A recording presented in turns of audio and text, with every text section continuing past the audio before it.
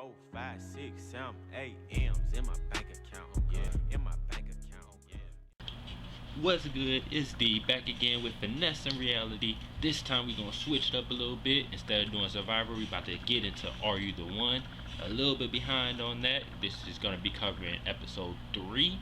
I already seen the other episodes, but I wasn't up with the YouTube yet, so I'm just gonna jump in with episode 3 and get it started. Okay, first I do want to say, giving my prediction about what I thought watching the casting preview episode, I did not think that they were going to win this season, so I still do not think they're going to win this season, but it's for a different reason, and I'll get into that sort of at the end of the video. But the reason I said that, watching the videos and the casting, the reason I said I don't think they're going to win is because it's a lot of good looking people on this season, and it's a lot of self-proclaimed promiscuous people on this season. Now don't get me wrong, ain't nothing wrong with it. Y'all grown, have fun, do what you want to do, but it's just bad when it comes to living in the house and just living with everybody, and how the game flows is just not a good way to be. But they surprised me, because that's not really how it's going. Like, people been hooking up, but it hasn't really been promiscuous as I thought it was going to be. It's been a little coupled off here, couple off there. People really singled out, so something to think about going forward. So episode 3 starts off with Anthony and Jaless in the truth group waiting, and everybody's banking on it. Like, everybody thinks they're a match. They've been kicking it since day one.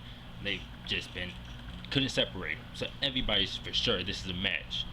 What's his name, Tyler, even like, I'm gonna put my life on it. We got enough black people dead in the streets. We don't need to put your life on these white people's lives. You know, slow down. Take your time with that. Don't need to do all that. And it comes back there no match, and everybody flips out. Like, I'll be wondering how they film this. Like, do they tell them just to spaz, fall on the floor, wild out, or do they just do that off of natural reactions?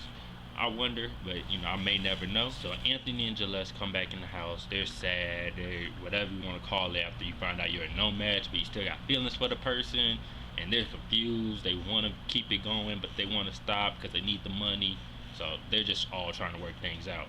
And then why is Alexis back on Keith? Like, you just were with Joe the other date, and y'all flipping tables, making out, and doing all this, and then Keith get mad about it, and then you're back with Keith, like saying that you're willing to work and try it. And I was just confused, because it's like, I don't really see them working out.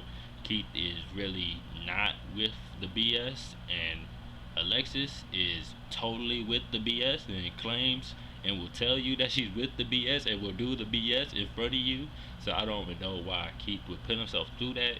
I mean, obviously they built a connection, however long they've been in the house, however long that connection can be.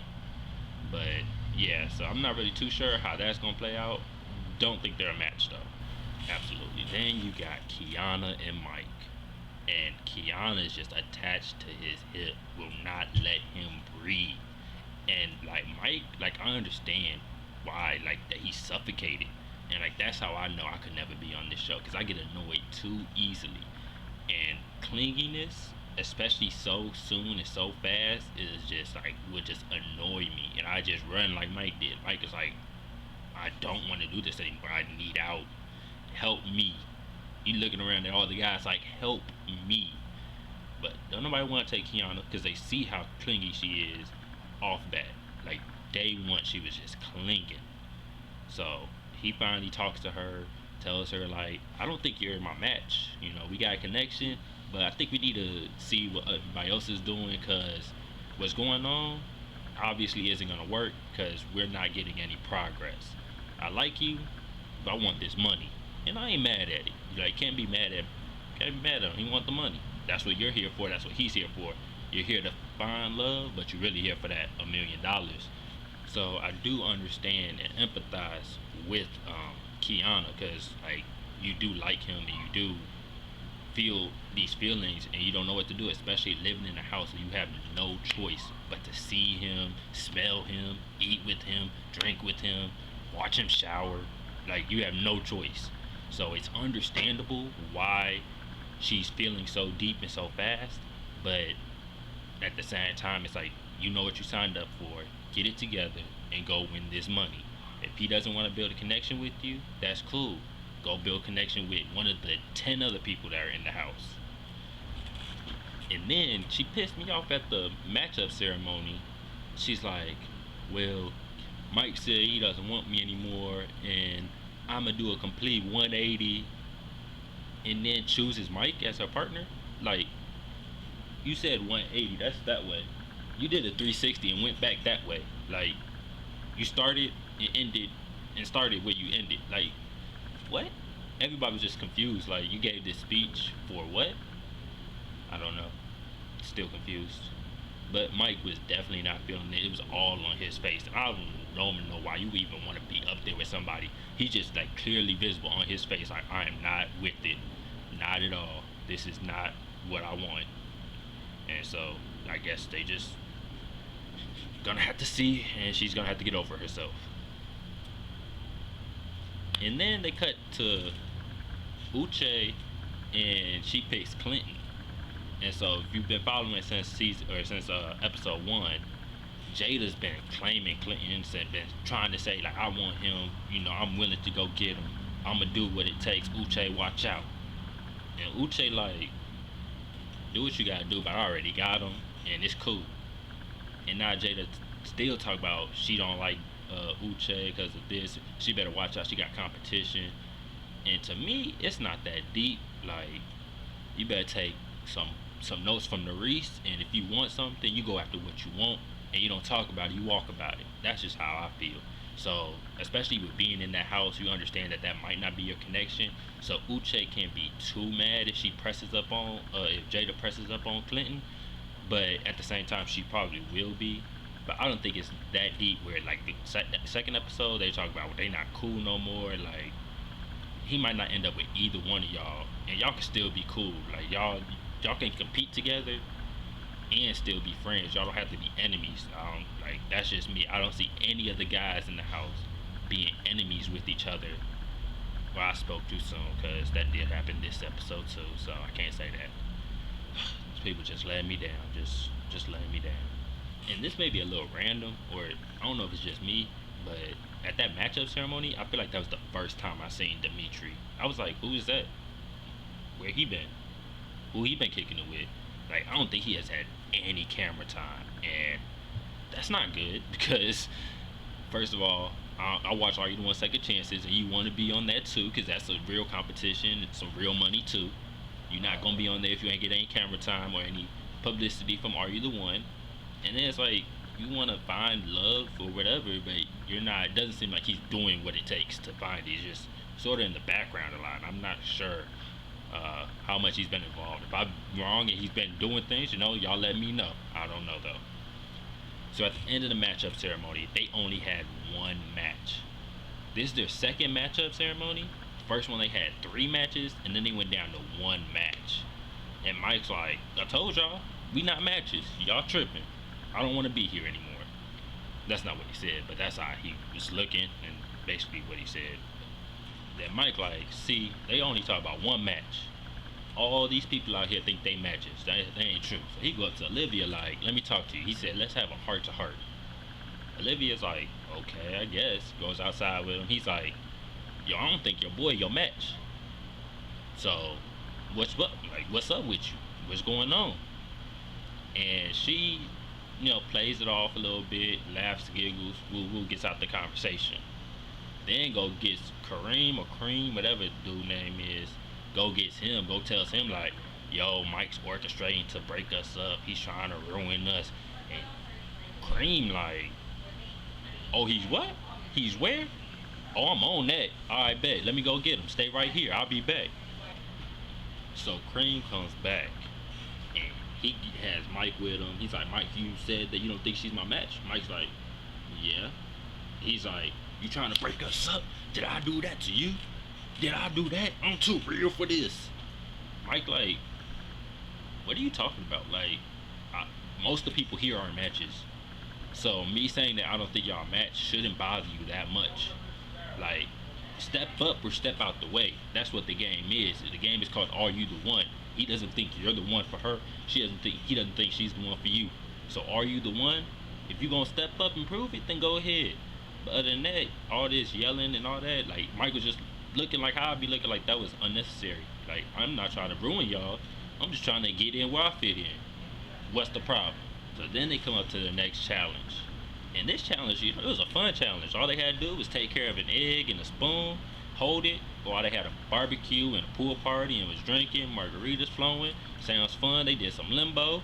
Like, it's harder than what it looks, because you do have to carry this spoon, and it has an egg in it that if it drops, you're out. Last 3 couples with their egg are still in the game, so you're really getting caught up in the party that you're forgetting about the egg, and that's how people start dropping.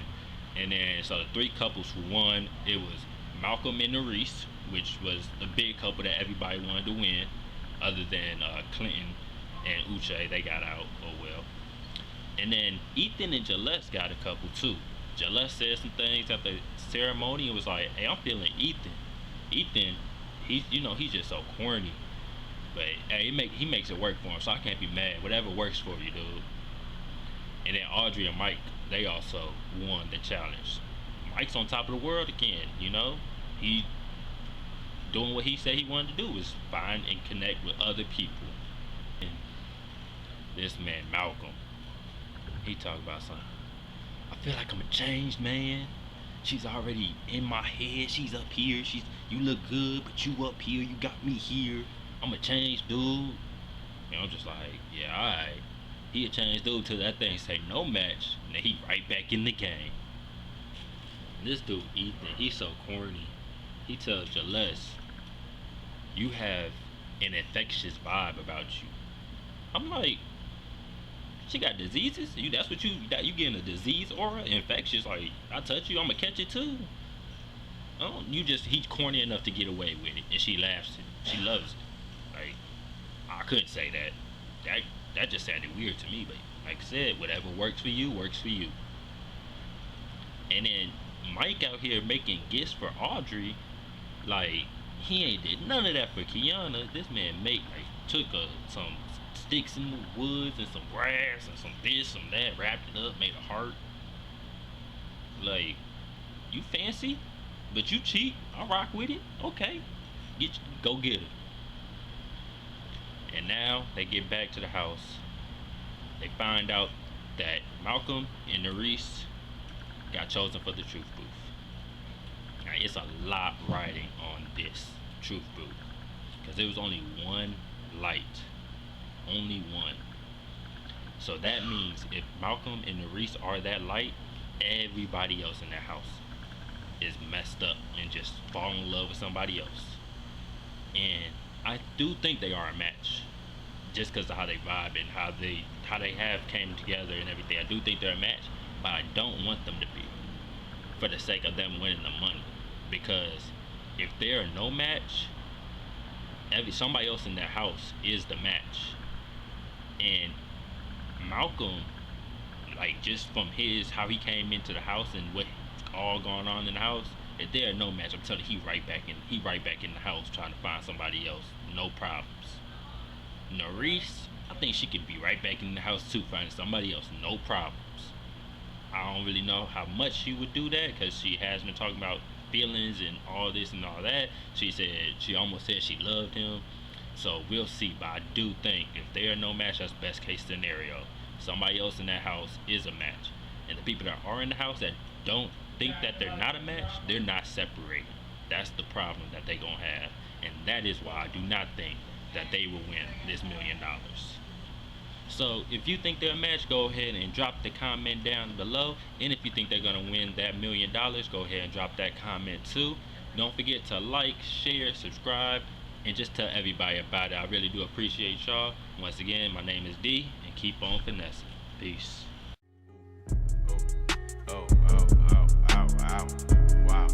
Wow.